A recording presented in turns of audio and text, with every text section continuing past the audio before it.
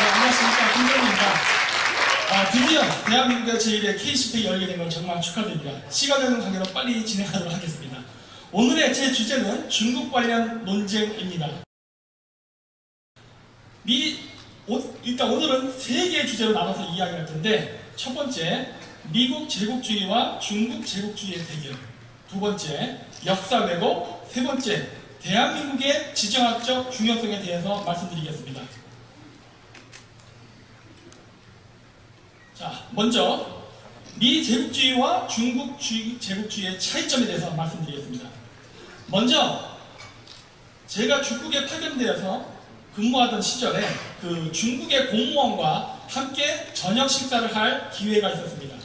그때 술을 많이 먹어서 그런지는 몰라도 솔직한 대화를 할 수 있는 기회가 있었습니다. 그랬는데 그 공무원이 저에게 다음과 같이 말을 했습니다. 대한민국의 역사는 중국 역사의 일부이다. 그래서 순간 저는 매우 화가 났지만 일단 화를 참고 질문을 했습니다. 왜 그렇게 생각하는가? 그랬더니 그 사람은 저에게 중국에는 53개의 소수민족이 있고 이 모두를 포함해서 중화민국이라고 민족이라 한다라고 말을 했습니다. 그리고 중국의 영토 안에는 조선족이 있고 그리고 그 조선족과 한민족은 그 뿌리가 같습니다.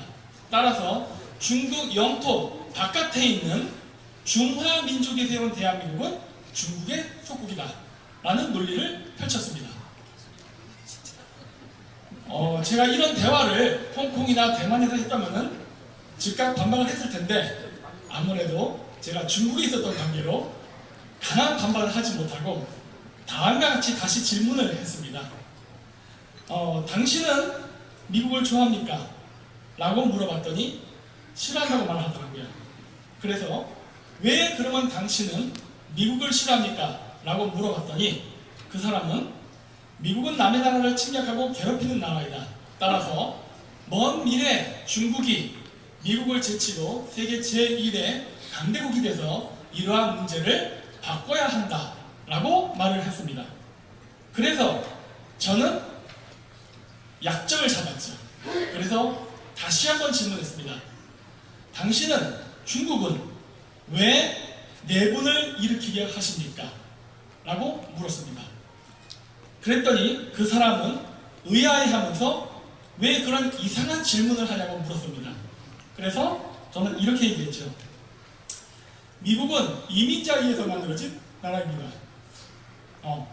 그래서 미국에는 전 세계의 다양한 민족들이 들어와서 그 미국의 국민이 된 나라입니다. 따라서 미국 안에는 중국 민족들도 미국의 국적을 갖고 살고 있습니다. 따라서 미국 국경 밖에 있는 중국인들이 만든 중국이라는 나라는 그 관점에서 본다면 미국의 다른 주입군입니다. 중국의 그러한 도전은 어떻게 본다면은 내란일 수 있는 겁니다. 이렇게 얘기했더니 굉장히 화를 내더라고요. 근데 제가 말한 논리는 전혀 문제가 없습니다. 왜 중국이 말할 때는 옳고 저희가 말할 때는 틀린 겁니까? 그렇죠? 그리고 그 사람들이 얘기하는 진정한 제국주의는 도대체 어떤 의미일까요? 자, 북한을 포함한 우리나라에는 미국을 침략국가라고 비난하는 사람들이 굉장히 많습니다. 근데 우리는 잘 생각해 보십시오. 우리가 미국으로부터 무엇을 빼앗겼는지. 우리나라의 영토는 여전히 한국의 땅입니다. 그리고 우리의 경제는 과거 제국주의처럼 수탈을 당하지도 않았습니다. 지금 당장 이 컨퍼런스가 끝나고 바깥에 나가 보십시오. 그러면은 여러분들은 서울의 야경을 보실 수 있을 것입니다. 근데 지금 여러분이 보는 그 야경이 미 제국주의에 수탈당한 서울의 모습이냐는 겁니다. 전혀 아닐 것입니다. 오히려 우리는 많은 혜택을 받았죠. 2차 세계대전이 끝난 지 5년 만에 다시 한국전쟁이 일어났습니다. 이때 석유 한 방울도 나지 않는 한국에 미국은 많은 군대를 보냈습니다. 뿐만 아니라 냉전시대 때는 자유진영과 공산진영이 나뉘어 싸울 때 최전방에 있었던 대한민국의 경제 발전을 시켜서 자유진영을 지킬 수 있는 특혜도 주었습니다.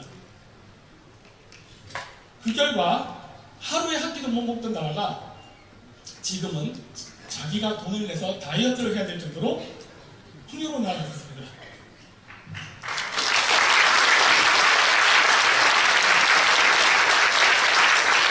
우리가 이런 경제적 풍요를 누릴 수 있었던 것은 한국이 대미 무역 흑자를 봤기 때문이죠. 미국적 관점에서는 대한 무역 흑자입니다. 적자입니다. 자, 세상에 어떤 제국주의 국가가 동맹국을 위해서 자신의 적자를 감수하고 이러한 지원을 하겠습니까?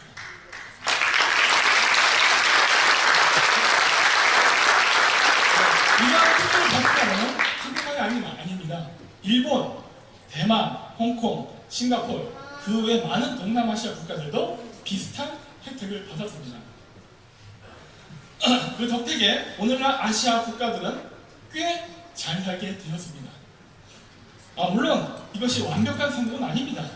하지만 인류 역사상 단 한 번도 없었던 시도를 우리는 했고 성공을 했죠. 그렇다면 소위 미 제국주의를 비난하는 중국의 제국주의는 어떨까 하는 것입니다. 죄송합니다. 넘어가 버렸는데, 이 지도는 중국의 1대1로에 대한 지도입니다. 중국은 서방 진영에 만들어진 무역항로, 대금결제 시스템, 국제무역관례를 벗어난 독자적인 방식을 만들고자 합니다. 자국의 이익을 위해서 독자적인 노선을 걷는 것에 대해서 저는 그다지 반대하지 않습니다. 다만 그것이 남의 나라에게 피해를 준다면 그때는 문제가 있겠죠. 현재 중국과 함께 1대1로를 진행하는 나라들의 특징을 보면 중국으로부터 받은 외채 때문에 더 나라가 가난해졌습니다. 중국은 미국을 포함한 서방 세계의 국가들을 견제하는 목적으로 전략적 동맹관계를 맺은 나라로부터 막대한 경제적 이득을 보고 있으며 빚으로 올가면서 중국의 영향력으로부터 벗어나지 못하게 하는 지구 노예화 정책을 쓰고 있습니다. 다른 나라 사람들이 미국에 대해서 부정적인 생각을 하는 것은 각자 개인의 의견이라 할지라도 왜 한국인들이 미국에 대해서 반미적 성향을 가진지는 저는 이해할 수가 없습니다. 이처럼 중국과의 교류가 자국에 전혀 이익이 되지 않음에도 불구하고 많은 외국 정치인들이 중국과 전략적 관계를 맺는 것은 그것이 그들의 국익을 중심으로 한 정책을 만들기보다는 자신의 사적 이익 때문에 권력을 이용하는 것이 아닌가라고 저는 생각합니다.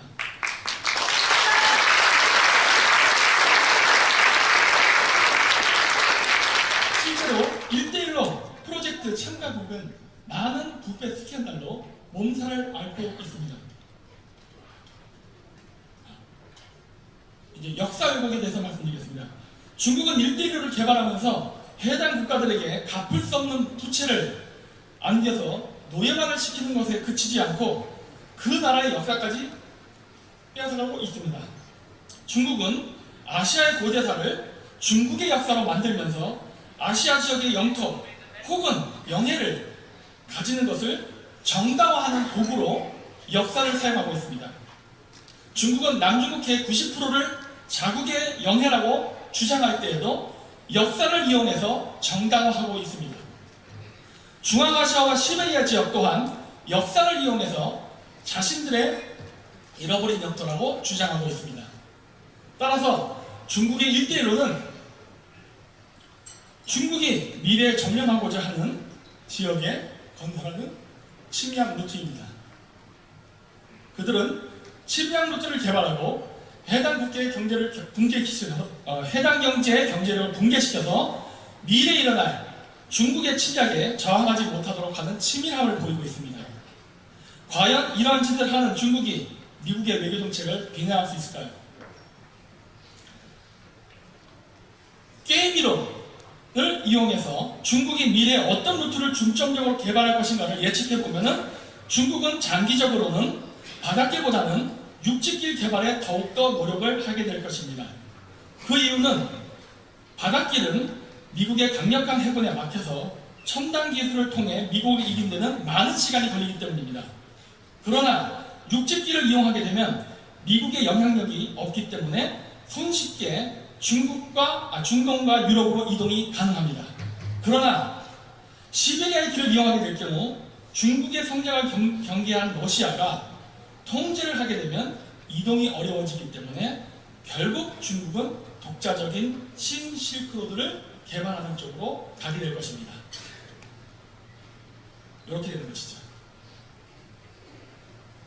중국은 이란과 매우 좋은 관계를 가지고 있습니다.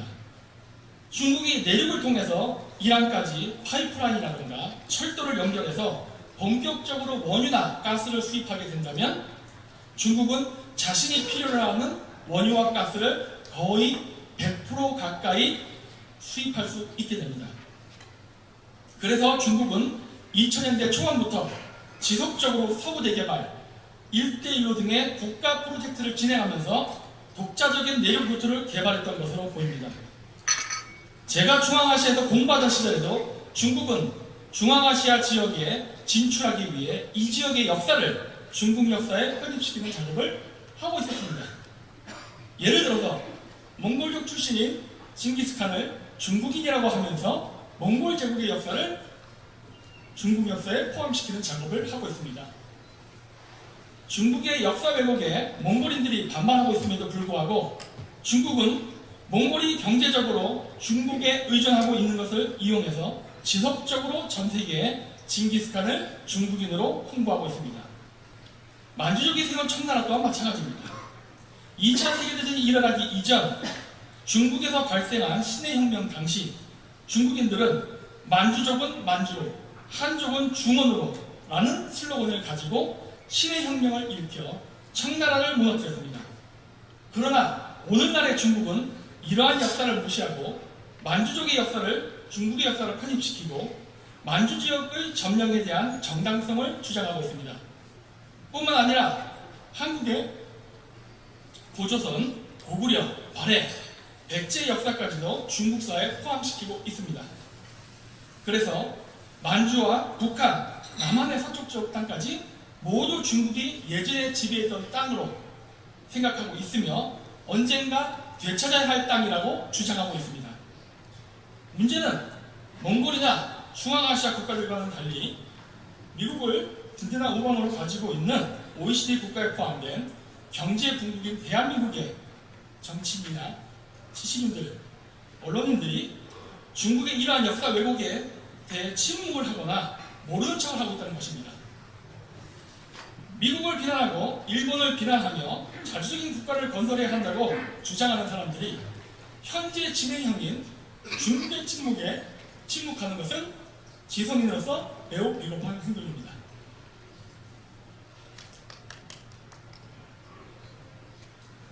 대한민국의 지정학적 중요성입니다. 결론입니다. 현재 일부 한국인들은 한국 정부가 전통적인 한미 관계를 약화시키고 중국과의 관계를 강화시키게 된다면 미군이 한반도에서 철수할 수도 있다고 생각하는 사람들이 있습니다. 그러나 저는 그렇게 생각하지 않습니다. 왜냐하면 한국이 중국의 영향력에 들어가게 되면 미국은 태평양 방어선에 지키기 위해 더 많은 미군 기지를 건설해야 되고 더 많은 국방비를 써야 하기 때문에 저는 미국이 이러한 선택을 하리라고는 생각하지 않습니다. 또 다른 문제점은 미국이 군사비 지출을 줄이게 될 경우 일본을 보통 국가로 만들어 군사력을 강화시켜야 하는데 미국의 입장에서는 그것도 쉽지 않은 결정이라고 생각합니다. 만약에 한반도가 중국화되게 되면 동북아시아 미국 방어선은 과거 에치슨 라인 때와 비슷한 구조를 가지게 되는데 앞서 말했듯이 이러한 결정은 또 다른 문제를 만들 가능성이 있습니다.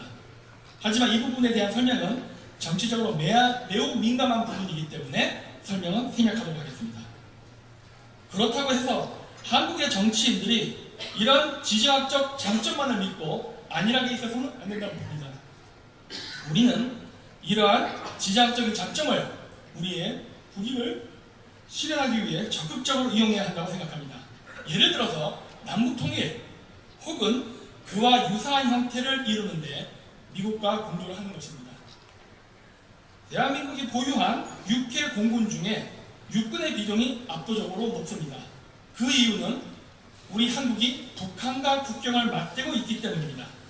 따라서 효과적인 방어를 하기 위해서는 한국은 육군을 강화하고 미국으로부터 해군과 공군을 지원받는 것이 가장 효율적인 방어체계이기 때문에 한국은 육군의 비중이 높습니다. 우리가 국제사회의 지지와 도움으로 남북통일이 된다 하더라도 우리는 군대의 숫자를 줄이는 것이 아니라 더 많은 숫자 육군을 키워야 할 것이기 때문입니다. 왜냐하면 통일 이후 우리가 국경을 맞대는 나라는 바로 세계적인 강대국인 중국과 러시아이기 때문입니다. 따라서 한국의 영토가 넓어질수록 통일한국 혹은 그 이상의 위대한 한국이 되면 될수록 한국의 육군 비중은 늘어날 것입니다. 그리고 그 부족 부분을 채워줄 수 있는 나라는 현 지정학적 상황에서 봤을 때 미국이 가장 신뢰할 수 있는 파트너입니다.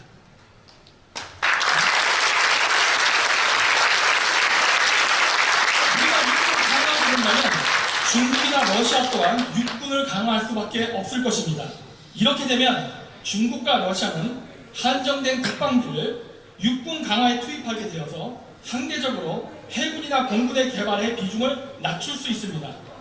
이렇기 때문에 한미 군사동맹은 한국과 미국 양쪽에 매우 좋은 군사동맹입니다.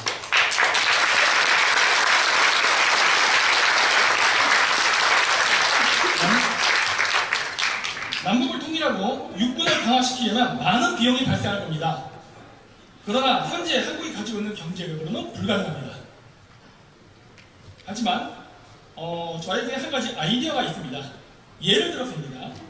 우리가 북한의 노캔맨이 김정은이 핵이나 미사일을 개발해서 수출하는 대신 미국과 상호협력하에 남한과 북한이 함께 경제협력을 하면 어떨까 하는 것입니다.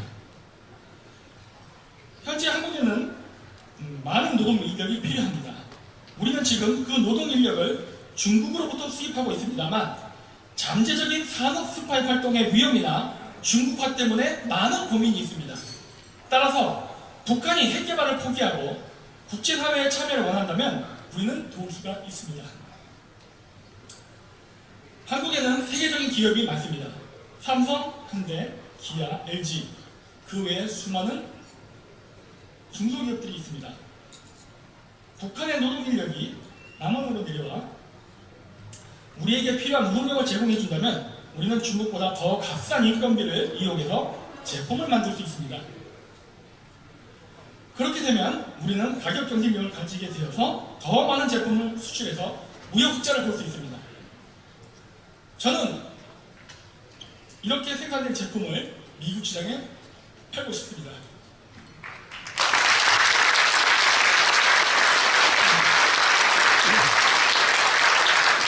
그렇게 되면 미국의 자유시장 경제 원리에 의해 품질, 가격, 브랜드 이미지 등에서 압도적으로 우위에 있는 한국 제품이 중국 제품을 이길 것이기 때문입니다.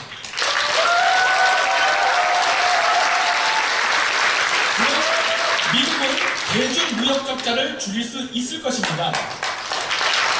하지만 대한 무역 적자가 늘어날 것입니다.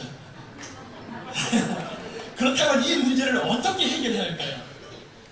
이 문제를 해결하기 위해서 한 가지 또 아이디어를 내보겠습니다. 현재 한국에는 한 개의 사드 미사일 기지가 상주에 있습니다. 만약 우리가 전략적으로 중국을 견제하기 위해 미국으로부터 과분할 정도의 무역 흑자를 보게 된다면 우리는 울릉도와 경렬비열도에 사드 기지를 추가 배치할 수 있는 돈을 받을 것입니다.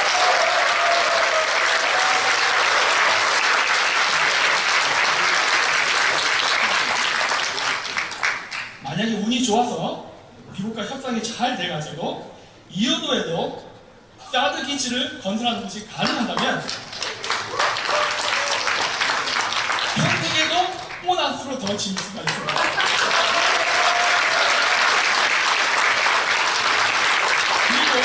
그리고 지원과 유지비는 우리가 100% 부담할 수 있습니다. 그리고 대미 무역 흑자 폭이 줄지 않는다면 우리는 주한 미군 주둔군의 모든 부대 비용과 동북아시아 주변에서 미군이 행하는 모든 군사훈련에 대한 훈련 비용을 조달할 수 있습니다.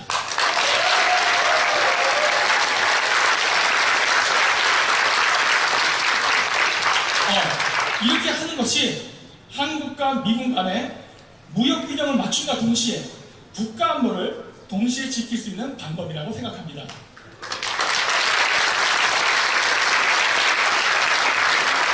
유라시아 철도 파이프라인은 연결되어야만 합니다. 그러나 그 철도나 파이프라인이 어떤 특정 국가만을 위한 이익이 되서는 안 됩니다. 모든 나라가 이익을 공유하고 함께 할 수 있어야 합니다.